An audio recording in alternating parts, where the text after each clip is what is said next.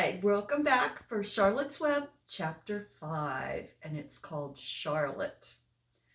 The night seemed long. Wilbur's stomach was empty and his mind was full. And when your stomach is empty and your mind is full, it's always hard to sleep. A dozen times during the night, Wilbur woke and stared into the blackness, listening to the sounds and trying to figure out what time it was. A barn is never perfectly quiet. Even at midnight, there's usually something stirring. The first time he woke, he heard Templeton gnawing a hole in the grain bin. Templeton's teeth scraped loudly against the wood and made quite a racket. That crazy rat, thought Wilbur. Why does he have to stay up all night grinding his clashers and destroying people's property? Why can't he go to sleep like any decent animal? The second time Wilbur woke, he heard the goose turning on her nest and chuckling to herself. "What time is it?" whispered Wilbur to the goose. "Probably about 11:30, said the goose. "Why aren't you asleep, Wilbur?" "Too many things on my mind," said Wilbur.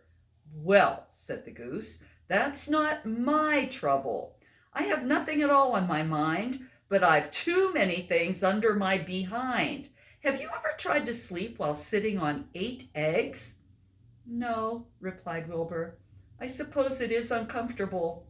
How long does it take a goose egg to hatch?" Approximately 30 days all told," answered the goose. "But I cheat a little.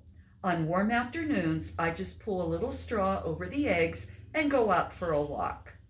Wilbur yawned and went back to sleep. In his dreams, he heard again the voice saying, "I'll be a friend to you. Go to sleep. You'll see me in the morning." About half an hour before dawn, Wilbur woke and listened. The barn was still dark. The sheep lay motionless.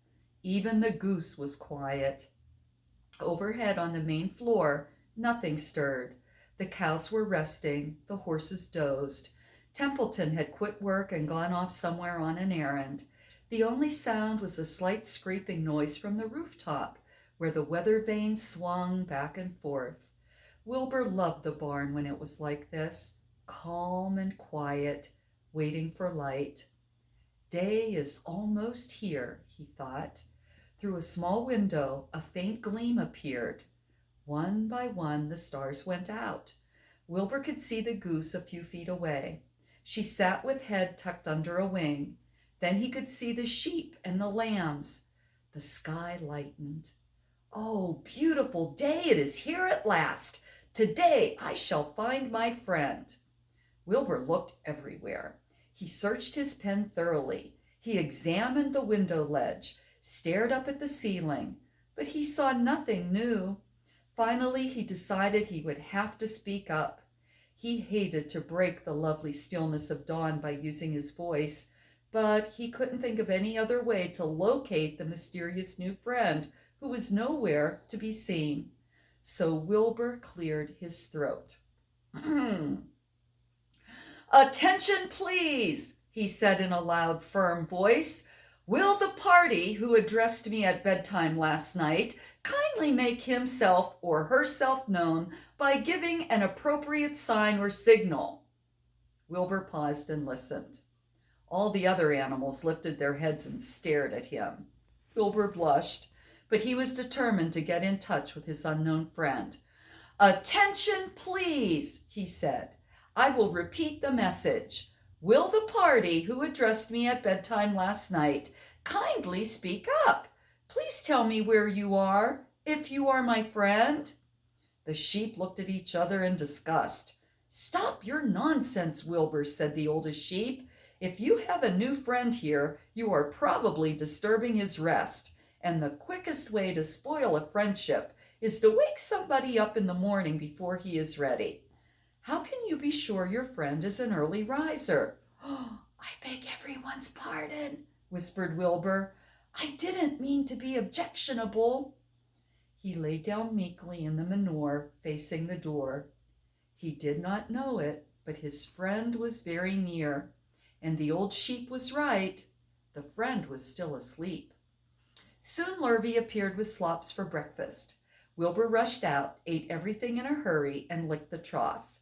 The sheep moved off down the lane. The gander waddled along behind them, pulling grass. And then, just as Wilbur was settling down for his morning nap, he heard again the thin voice that had addressed him the night before. "Salutations!" said the voice. Wilbur jumped to his feet. "What?" he cried. "Salutations!" repeated the voice. "What are they? And where are you?" screamed Wilbur. "Please, please tell me where you are. And what are salutations?" "Salutations are greetings," said the voice. "When I say salutations, it's just my fancy way of saying hello or good morning.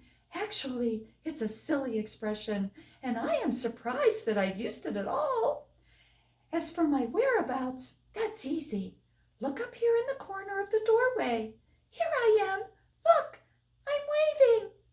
At last Wilbur saw the creature that had spoken to him in such a kindly way. Stretched across the upper part of the doorway was a big spider web, and hanging from the top of the web, head down, was a large gray spider. She was about the size of a gumdrop.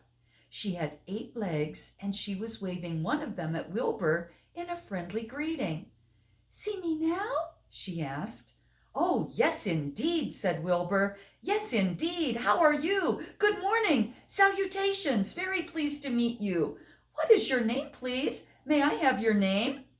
"My name," said the spider, "is Charlotte." "Charlotte what?" asked Wilbur eagerly. "Charlotte A. Cavatica, but just call me Charlotte." "I think you're beautiful," said Wilbur.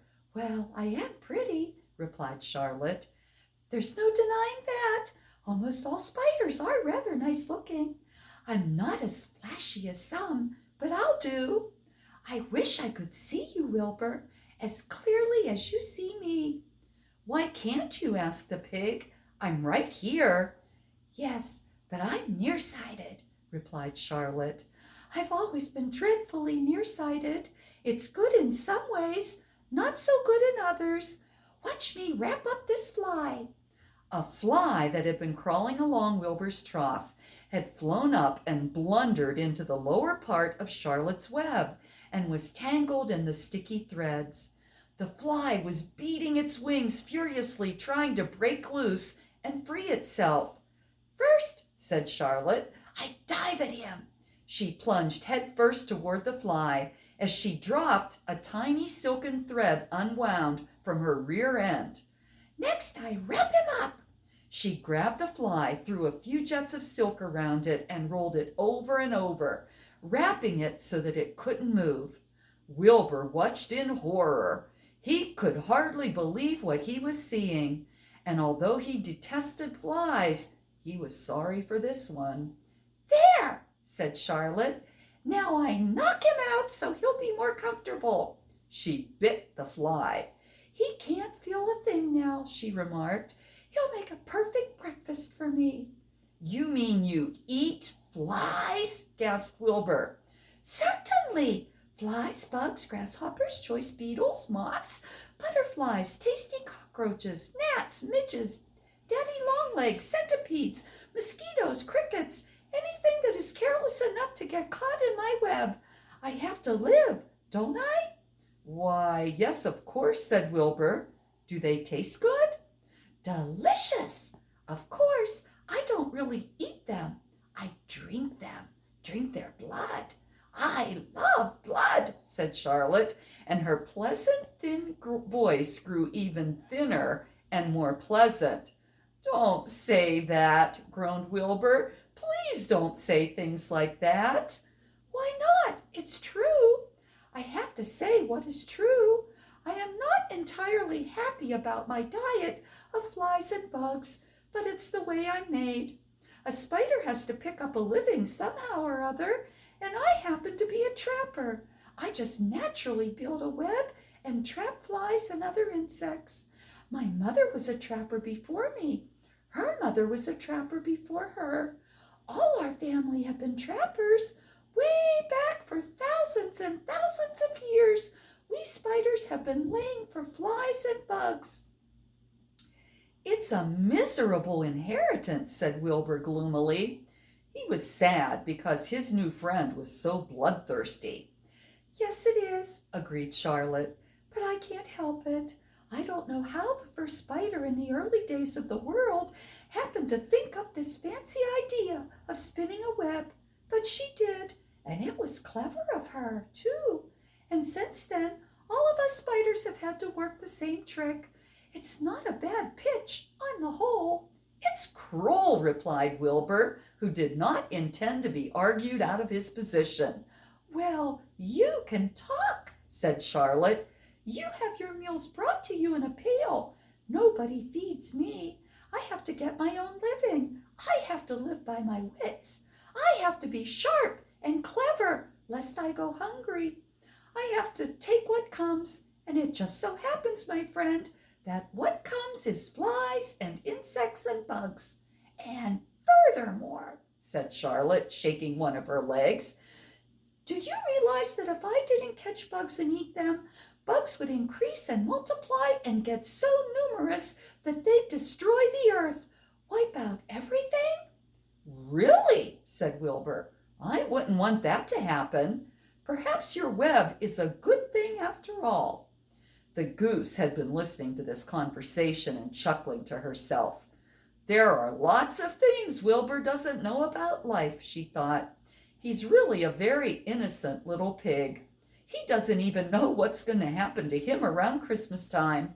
He has no idea that Mr. Zuckerman and Lurvy are plotting to kill him." And the goose raised herself a bit, poked her eggs a little further under her, so they wouldn't receive the full heat from her warm body, and soft feathers. Charlotte stood quietly over the fly, preparing to eat it. Wilbur lay down and closed his eyes. He was tired from his wakeful night and from the excitement of meeting someone for the first time. A breeze brought him the smell of clover, the sweet-smelling world beyond his fence. "Well," he thought, "I've got a new friend all right. But what a gamble friendship is. Charlotte is fierce, brutal, scheming, bloodthirsty. Everything I don't like. How can I learn to like her, even though she is pretty and, of course, clever?" Wilbur was merely suffering the doubts and fears that often go with finding a new friend. In good time, he was to discover that he was mistaken about Charlotte. Underneath her rather bold and cruel exterior, she had a kind heart, and she was to prove loyal and true to the very end. The end of chapter 5. Good night.